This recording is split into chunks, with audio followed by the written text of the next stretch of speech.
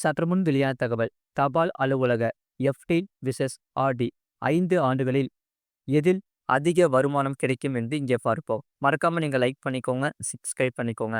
தபால் நிலையம் பலவித சேமிப்பு திட்டங்களை நடத்தி வருகிறது. அந்த வகையில் பாதுகாப்பான முதலீடுகளாக கருதப்படுகிறது. ஆபத்து இல்லாமல் முதலீட்டின் மூலம் நல்ல வருமானத்தை ஈட்ட விரும்பும் முதலீட்டாளர்களுக்கு தபால் நிலைய சேமிப்பு திட்டங்கள் சிறப்பாக இருக்கும். இதனால் டைம் டெபாசிட், கால வைப்புத் தொகை என்று பிரபலமாக அழைக்கப்படும் தபால் அலுவலக நிலையான வைப்புத் தொகை மற்றும் போஸ்ட் ஆஃபீஸ் எஃப்டி மற்றும் தபால் அலுவலக தொடர் வைப்புத் தொகை ஆகியவை குறிப்பிடத்தக்க தபால் நிலைய முதலீட்டு திட்டங்களாக உள்ளது. இந்த திட்டங்கள் சந்தையுடன் இணைக்கப்படவில்லை, மேலும் இதில் வருமானத்திற்கு உத்தரவாதம் கிடைக்கிறது. எஃப்டி மற்றும் ஆர்டி இந்த இரண்டும் எது சிறந்தது?